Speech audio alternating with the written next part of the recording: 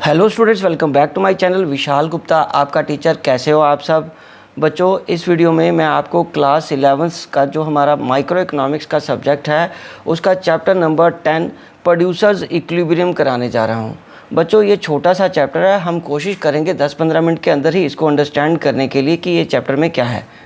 सबसे पहले हम बात करते हैं अब प्रोड्यूसर क्या होता है। Who is a producer? बच्चों, a producer is an economic agent who undertakes production of goods and services. He supplies these goods and services in the market to earn profit, to earn income by way of profit। ठीक है बच्चों, मतलब एक producer वो economic agent है जो production करता है गुड्स एंड सर्विसेज की, जिसको वो मार्केट में सप्लाई करता है रेवेन्यू अर्न करने के लिए और प्रॉफिट कमाने के लिए। रेवेन्यू मतलब सेल। चलो बच्चों, अब हम आगे बढ़ते हैं। कंसेप्ट क्या है जो प्रोड्यूसर इक्विलिब्रियम की है इस चैप्टर में? बच्चों, profit maximisation is the objective of every producer. हर प्रोड्यूसर चाहता है कि उसका प्रॉफिट मैक्सिमाइज हो। So producer's equilibrium refers to a situation of profit maximisation. Okay, तो यहाँ पे फॉर्मूला क्या बन रहा है? Pi is equal to T R minus T C. Pi here stands for profit, T R total revenue and T C is total cost. मतलब हमारा profit कब आएगा? जब रेवेन्यू में से हम क्या करेंगे? कॉस्ट को माइनस कर देंगे। ठीक है जी। अब हम आगे बढ़ते हैं। इकोनॉमिक कॉस्ट क्या होती है? सॉरी, इकोनॉमिक प्रॉफिट क्या होता है? इकोनॉमिक प्रॉफिट होता है बच्चों टोटल रेवेन्यू मतलब टोटल कॉस्ट, और here T C includes both explicit and implicit. इसमें मतलब दोनों एक्सप्लिसिट और इम्प्लिसिट कॉस्ट दोनों आती हैं जब हम टोटल कॉस्ट की बात करेंगे। उसके बाद अकाउंटिंग प्रॉफिट। अकाउंटिंग प्रॉफिट कब आता है बच्चों? अकाउंटिंग प्रॉफिट होता है T R minus T C, total revenue minus total cost. Here T C is the only explicit cost. मतलब अकाउंटिंग में हम सिर्फ वही कॉस्ट लेते हैं जो एक्चुअल में मनी स्पेंड हुई है, बट जब हम इकोनॉमिक प्रॉफिट निकालते हैं तो उसमें इम्प्लिसिट कॉस्ट भी लेते हैं। मतलब वो कॉस्ट जो सेल्फ ओन्ड इनपुट्स की कॉस्ट होती है। ठीक है बच्चों, तो ये दोनों में एक ये बेसिक डिफरेंस है। चलिए अब हम आगे बढ़ते हैं। ग्रॉस प्रॉफिट क्या होता है बच्चों? ग्रॉस प्रॉफिट होता है total revenue minus total variable cost, और नेट प्रॉफिट क्या होता है? टोटल रेवेन्यू मतलब माइनस टोटल कॉस्ट। ठीक है जी। मतलब ग्रॉस प्रॉफिट में जब हम सिर्फ वेरिएबल कॉस्ट माइनस करते हैं तो ग्रॉस प्रॉफिट आ जाता है। जब टोटल रेवेन्यू में से टोटल कॉस्ट माइनस करते हैं, और ये टोटल कॉस्ट में दोनों चीज़ें आ जाएंगी ना आपकी, total variable cost and total fixed cost. अब हम आगे बढ़ते हैं एबनॉर्मल प्रॉफिट्स की तरफ, या एक्स्ट्रा नॉर्मल प्रॉफिट। बच्चों, एक्स्ट्रा नॉर्मल प्रॉफिट या एबनॉर्मल प्रॉफिट इकोनॉमिक्स में कब आता है? जब total revenue is greater than total cost, या यूँ कह लीजिए total revenue upon Q is greater than total cost upon Q, और average revenue is greater than average cost. ठीक है बच्चों। और नॉर्मल प्रॉफिट कब आता है? Total revenue is equal to जब टोटल कॉस्ट होती है और total revenue upon Q and total cost is equal to Q के बराबर होती है। तो इकोनॉमिक्स में हमारा नॉर्मल प्रॉफिट कब आता है? जब रेवेन्यू कॉस्ट के बराबर होती है। ठीक है जी। और एक और इसका फॉर्मूला बन सकता है total average revenue upon is equal to average cost. और सब नॉर्मल प्रॉफिट किसको कहते हैं? और वो हमारा लॉसेज होते हैं जिसमें हमारी revenue is less than our cost, और total revenue upon Q is less than total cost upon Q, और total average revenue is less than average cost. ठीक है जी।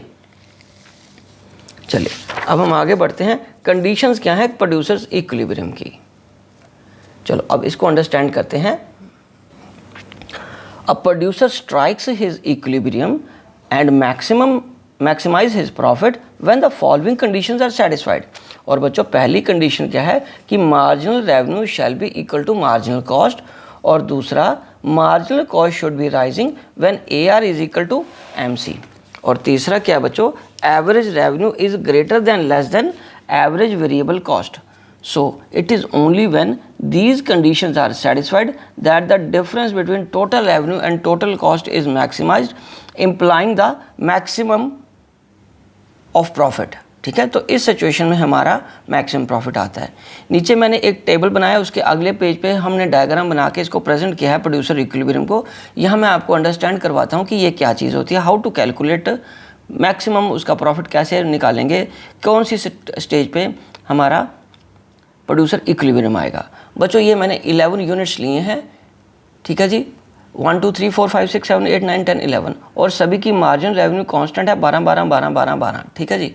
और मार्जिनल कॉस्ट है 15 12 10 9 8 7 8, ये बढ़ती जा रही है, ठीक है जी।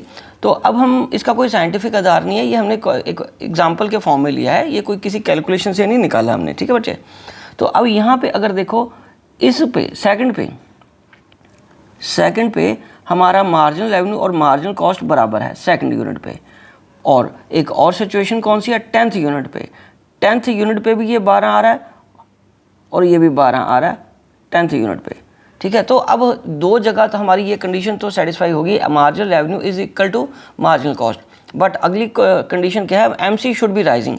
बट इस केस में हमारा एमसी बढ़ नहीं रहा, इसमें तो एमसी कम हो रहा है, ठीक है जी। तो अगले केस में यहाँ पे हमारा क्या हो रहा है बच्चों, इसमें हमारा एमसी इंक्रीज हो रहा है। So this is the situation जिसको हम मैक्सिमम सेटिस्फैक्शन कह सकते हैं, इक्विलिब्रियम का पॉइंट कह सकते हैं, ठीक है बच्चों। ये 10th यूनिट वाला पॉइंट इक्विलिब्रियम का है, ओके। तो इसको अंडरस्टैंड करने के लिए यहाँ से मैं आपको एक छोटी सी कैलकुलेशन करके देता हूँ जो आपके लिए हेल्पफुल रहेगी। ये देखो बेटा, सेकंड यूनिट पे हमने क्या बनाया था, सेकंड यूनिट पे हमारे पास अगर मैं इसको ऐड कर दूं तो टोटल रेवेन्यू कितनी आएगी, यहाँ पे टोटल रेवेन्यू कितनी आएगी 24 और टोटल कॉस्ट कितनी बन गई बेटे 27। तो अभी भी इसका मतलब सेकंड यूनिट पे क्या आएगा, प्रॉफिट कैसे आएगा, total revenue minus total cost. तो ये टोटल रेवेन्यू कितनी है हमारी 24 और टोटल कॉस्ट कितनी है 27। तो ये तो -3, ये तो हम लॉस पे हैं, ये हम लॉस पे हैं। बट जब इस 10th यूनिट की अगर बात करेंगे तो 10th यूनिट तक यहाँ तक आते आते 12 को 10 से मल्टीप्लाई कर दो तो ये कितना आ जाएगा हमारा 120। और इसका अगर हम टोटल करेंगे तो ये बनेगा सबका टोटल, इसका 100 टोटल बनता है, इन सबको आप टोटल कर लो, ठीक है। तो ये 100 टोटल हो गया। तो अब 10th यूनिट पे क्या आएगा, 10th यूनिट पे हम प्रॉफिट कैसे निकालेंगे, profit is equal to TR minus TC। और TR कितना है हमारा 120 और ये कितना है हमारा 100। तो हमारे पास प्रॉफिट आया 20। तो this is the point of maximum profit. तो इस केस में हमारा जो प्रॉफिट है वो मैक्सिमम हो रहा है, ठीक है बच्चों। इस केस में हमारा प्रॉफिट मैक्सिमम हो रहा है, समझ लगी बच्चों। चलो अब हम आगे बढ़ते हैं इसकी डायग्रामेटिक प्रेजेंटेशन की तरफ। डायग्रामेटिक प्रेजेंटेशन ये है इसका, इसमें हमने रेवेन्यू और कॉस्ट लिया है, एंड कॉस्ट लिया है बच्चों वाई एक्सिस पे और आउटपुट लिया है एक्स एक्सिस पे। और एमसी है, ये देखिए पहले वो डाउन हो रही है, कम हो रही है और उसके बाद वो बढ़नी शुरू हो जाएगी। उस पॉइंट पे इक्विलिब्रियम ये आ जाएगा जहाँ पे AR is equal to AM को काटेगी, ठीक है जी। ये हमारी डायग्राम बन जाएगी, ठीक है स्टूडेंट्स। तो चलिए अब हम आगे बढ़ते हैं इस चीज़ के लिए कि what happens when a unit more is produced. उस केस में क्या होगा जब एक यूनिट यदि हम ज़्यादा बना लेते हैं तो उस केस में क्या सिचुएशन आएगी। सो इसमें क्या होएगा, इस दोनों में हम दोनों ये सिचुएशन हमारे लिए अच्छी नहीं है। तो जब एक यूनिट एक्स्ट्रा प्रोड्यूस करेंगे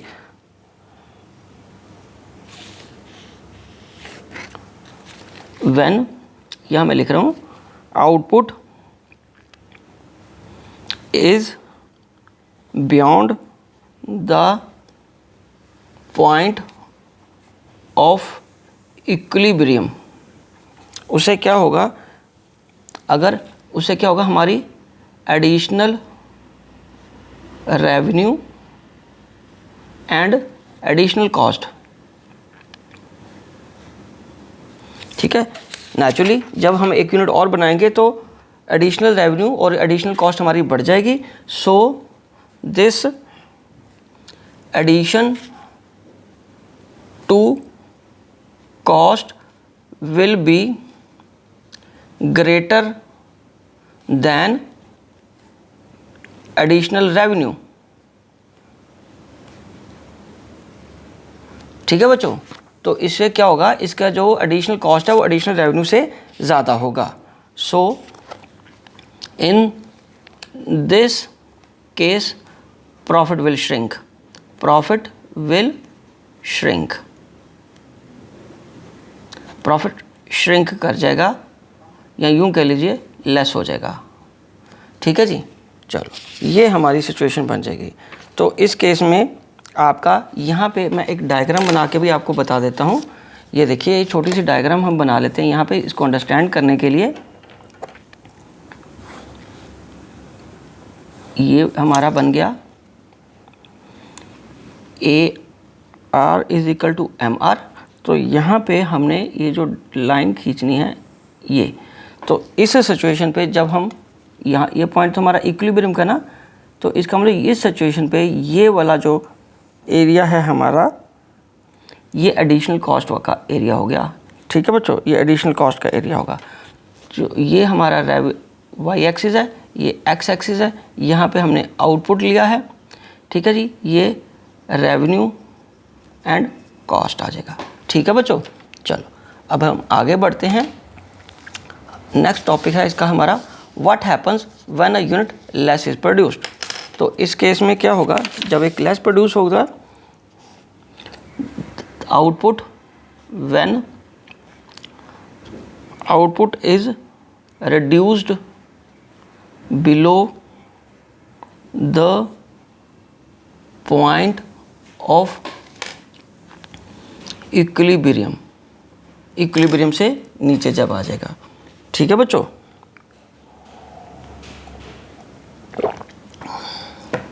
ठीक है जी।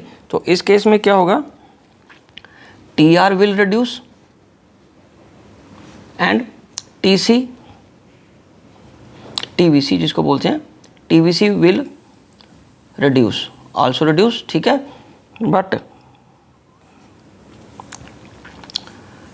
TVC will reduce more than reduction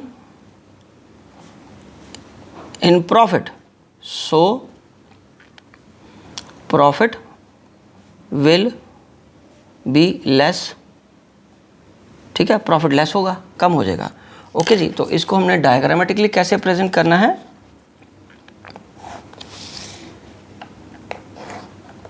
तो यहाँ पे फिर ये AR और MR आ गया।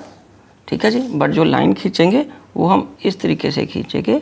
यहाँ पे हमारा इक्विलिब्रियम का पॉइंट है और ये पॉइंट हमारा जब हम एक लेस प्रोड्यूस करते हैं यहाँ पे आ जाएगा। तो ये जो एरिया रहेगा हमारा बच्चों, ये एरिया हमारा लेस प्रोडक्शन से हमारा वो कॉस्ट रेवेन्यू हमारा कम हो जाएगा। ये हमारा MC है, ये Y एक्सिस है, ये X एक्सिस है, ये X एक्सिस है, और ये क्या है हमारा आउटपुट, ये रेवेन्यू एंड कॉस्ट। ठीक है जी, तो ये AR is equal to MC। ठीक है जी, यहाँ पे हमारा इक्विलिब्रियम स्ट्रक करेगा। इस तरीके से हम इस डायग्राम को प्रेजेंट करेंगे। यहाँ भी हमने इसी तरीके से प्रेजेंट किया था। यहाँ कॉस्ट एडिशनल बढ़ रही थी, यहाँ एडिशनल कॉस्ट बढ़ रही थी ना बेटा हमारी, इस केस में एडिशनल कॉस्ट बढ़ रही थी। इसमें हमारा जो प्रॉफिट है वो नीचे रह जाएगा। ठीक है जी, ओके बच्चों, मार्जिन कॉस्ट हमारी कम हो गई ना, यहाँ पे हमारी मार्जिन कॉस्ट यहाँ कम हो गई एक रिड्यूस करने से, और कॉस्ट प्रॉफिट हमारा ज़्यादा कम हो जाएगा, प्रॉफिट भी कम हो जाएगा इससे। ठीक है बच्चों, तो ये सिंपल सी एक्सप्लेनेशन थी। ये बहुत सिंपल और इंटरेस्टिंग चैप्टर है। आई होप कि आपको अच्छे से समझ आ गया होगा। आप इसी तरह मेरे चैनल को सब्सक्राइब करके वीडियोस देखते रहिए और अपना कोर्स कंप्लीट करते रहिए। Wishing you good luck.